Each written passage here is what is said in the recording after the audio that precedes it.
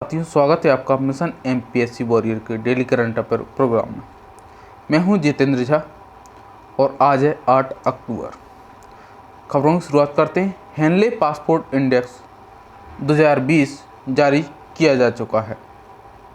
आइए इसके बारे में विस्तार से जानते हैं कि हाल ही में लंदन स्थित हेनले एंड पासपोर्ट ने हेनले पासपोर्ट इंडेक्स 2021 जारी की है।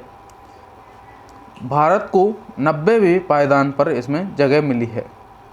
आपको बता दें कि भारत की रैंकिंग में 6 स्थानों की गिरावट हुई है। पिछले साल भारत की रैंकिंग 84वें स्थान पर थी। पहले भारत 84वें स्थान पर था, अब 6 रैंक गिर के 90वें स्थान पर आ गया। भारत के पासपोर्ट के साथ 58 देशों में वीज़ा फ्री यात्रा की जा सकती है। भारत ने अपनी रैंकिंग बुर्किना फासो और तजाकिस्तान के साथ साझा की है। इंडेक्स में 192 स्कोर के साथ जापान, सिंगापुर पहली रैंक पर हैं। वहीं 26 स्कोर के साथ अफगानिस्तान आखिरी पायदान पर है। तो टॉप पर इस बार 2 देश हैं, जापान और सिंगापुर। भारत ने बुर्किना फासो, तजाकिस्तान के साथ अपना शेयर किया है। दुनिया में सबसे ज़्यादा शक्तिशाली पासपोर्ट यानी जापान और सिंगापुर के हैं। इन पासपोर्टों के साथ 152 देशों में वीज़ा फ्री यात्रा की जा सकती है। इंडेक्स में ranking international air transport association द्वारा मुहैया कराए गए आंकड़ों के आधार पर जारी होती है। अगर अभी तक आपने एमपीपीएससी मिशन वॉरियर को सब्सक्राइब नहीं किया है तो आप सब्सक्राइब कर लीजिए और बेल आइकन दबा दीजिए। आपको बता दें कि नासा का डार्ट अभियान चर्चा का विषय बना हुआ है। नासा का डार्ट मिशन पिछले वर्ष भी चर्चा में रहा था और इस वर्ष फिर चर्चा में है। विस्तार से जान लेते हैं कि हाल ही में नासा ने क्षुद्र ग्रह के प्रभावों से पृथ्वी की सुरक्षा हेतु एक मिशन लॉन्च करने की योजना बनाई है। इस मिशन को डबल एस्ट्रॉयड रीडायरेक्शन टेस्ट नाम दिया गया है। इसे शॉर्ट में डार्ट कहते हैं। यह मिशन कैलिफोर्निया के वेंडेनबर्ग स्पेस फोर्स बेस से फॉल्कन 9 रॉकेट द्वारा नवंबर में लॉन्च किया जाएगा। तो कहाँ से लॉन्च किया जाएगा इसे? कैलिफोर्निया के वेंडेनबर्ग स्पेस फोर्स बेस से फॉल्कन 9 रॉकेट के द्वारा। डार्ट को नासा के प्लेनेटरी डिफेंस समन्वय कार्यालय द्वारा निर्देशित किया जा रहा है। यह उन उपायों के सुझाव देगा जो किसी क्षुद्र ग्रह को पृथ्वी से टकराने से रोक सकते हैं। डार्ट फाइनेटिक इम्पैक्टर तकनीक का उपयोग करता है। तो इसमें याद रखना है कि डार्ट मिशन कौन लॉन्च कर रहा है, तो इसमें नासा द्वारा इस मिशन को लॉन्च किया जा रहा है। इसका उद्देश्य क्या है? तो इस मिशन का उद्देश्य काइनेटिक प्रभाव के माध्यम से क्षुद्र ग्रह की कक्षा को स्थानांतरित करना है। इस मिशन का मुख्य लक्ष्य डाइडोमोस नामक क्षुद्र ग्रह है। इस मिशन के साल 2022 तक इस क्षुद्र ग्रह पर पहुंचने की उम्मीद है। आप जैसा कि देख सकते हैं कि गुरु घासीदास राष्ट्रीय उद्यान चर्चा में बना हुआ है। यह चर्चा में क्यों है जान लेते हैं। क्योंकि इसे भारत का नवीनतम टाइगर रिजर्व घोषित किया गया है। पहले ये राष्ट्रीय उद्यान है, अब इसको टाइगर रिजर्व भी घोषित कर दिया गया है। और जान लेते हैं कि राष्ट्रीय बाघ संरक्षण प्राधिकरण NTCA ने छत्तीसगढ़ में एक नए टाइगर रिजर्व के प्रस्ताव को मंजूरी दी है। नया टाइगर रिजर्व गुरु घासीदास राष्ट्रीय उद्यान और तिमोर पिंगला वन्यजीव अभ्यारण्य के क्षेत्रों को जोड़कर बनाया गया है। तो तमोर पिंगला को आपको याद रखना है। उदंती सीता नदी अचानक मार और इंद्रावती रिजर्व के बाद छत्तीसगढ़ का है चौथा टाइगर रिजर्व होगा। यह नया टाइगर रिजर्व मध्य प्रदेश और झारखंड की सीमा से लगे राज्य के उत्तरी भाग में स्थित है। तमोर पिंगला वन्यजीव अभ्यारण्य और गुरु घासीदास राष्ट्रीय उद्यान साल 2011 में ही टाइगर रिजर्व के रूप में अधिसूचित होने के इंतजार में थे और अब जाके इसको टाइगर रिजर्व घोषित किया गया है। गुरु घासीदास राष्ट्रीय उद्यान कोरिया जिले में है और 608.5 वर्ग किलोमीटर में फैला है। गुरु घासीदास राष्ट्रीय उद्यान देश में एशियाई चीते का अंतिम ज्ञात आवास है। दूसरी ओर तमोर पिंगला सूरजपुर जिले छत्तीसगढ़ में है और 1440 वर्ग किलोमीटर में फैला हुआ है।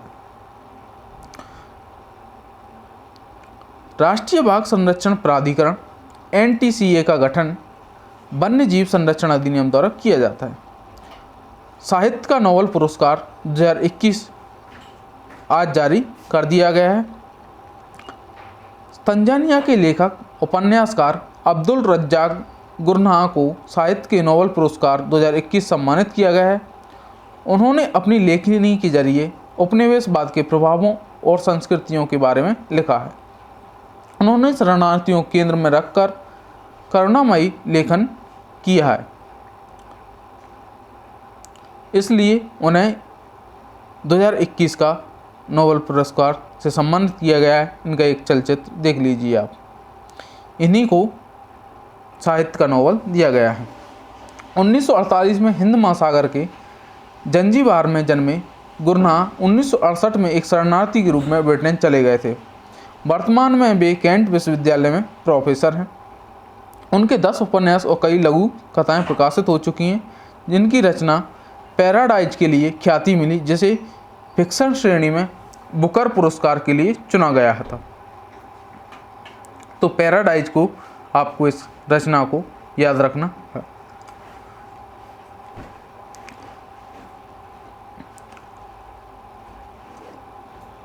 क्योंकि ये पैराडाइज है, बुकर श्रेणी में बुकर पुरस्कार के लिए नामांकित। मलेरिया के लिए बच्चों के लिए मलेरिया के टीके को लेकर खबर चल रही है, क्योंकि बच्चों के लिए मलेरिया के टीकों को WHO द्वारा मंजूरी दी जा चुकी है। हाल ही में विश्व स्वास्थ्य संगठन यानी WHO ने बच्चों के लिए पहले मलेरिया के टीके को मंजूरी दी है। WHO ने RTS SAS01 या मॉस्क्यूरेक्स मलेरिया टीके की सिफारिश की है। इस मलेरिया रोधी टीके को British pharmaceutical company GlaxoSmithKline GSK ने बनाया है। यह वैक्सीन प्लाज्मोडियम फैल्सीपेरम के खिलाफ काम करती है, जो 5 परजीवी प्रजातियों में से एक और सबसे घातक है।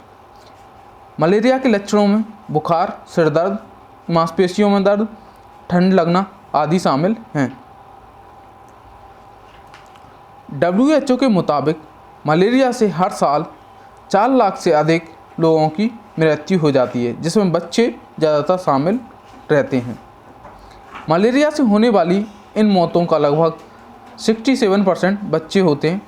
WHO द्वारा जारी 2019 के आंकड़ों के मुताबिक दुनिया भर में मलेरिया से होने वाली मौतों में आधे से अधिक 6 उपसहारा अफ्रीकी देशों में हैं।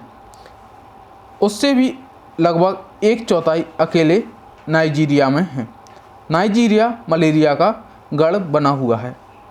अगली खबर का रुख करते हैं कि भारत का पहला वर्टिकल लिफ्ट रेलवे सी ब्रिज का निर्माण हो चुका है। देश का पहला वर्टिकल लिफ्ट रेलवे सी ब्रिज तमिलनाडु के रामेश्वर में बनकर तैयार हो रहा है। इस ब्रिज को पम्बन ब्रिज नाम दिया गया है, क्योंकि वहाँ पर एक पम्बन द्वीप है, जैसा कि आपने ज्योग्राफी में पढ़ा होगा। इसे इंजीनियरिंग का चमत्कार कहा जाता है। 2.07 किलोमीटर लंबे इस पुल के मार्च 2022 तक बनकर तैयार होने की संभावना है। यह पुल उन तीर्थयात्रियों के लिए सहायक होगा जो रामेश्वर और धनुषकोटी की यात्रा करना चाहते हैं।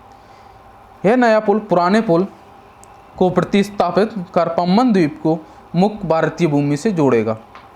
पुराना पुल 1914 में निर्मित हुआ था।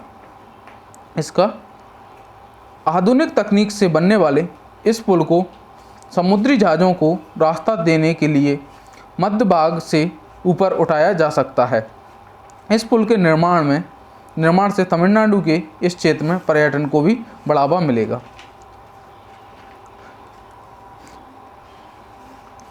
इस पुल में 18.3 मीटर के 100 स्पैन और 63 मीटर का एक नेविगेशन स्पैन बनाया गया है।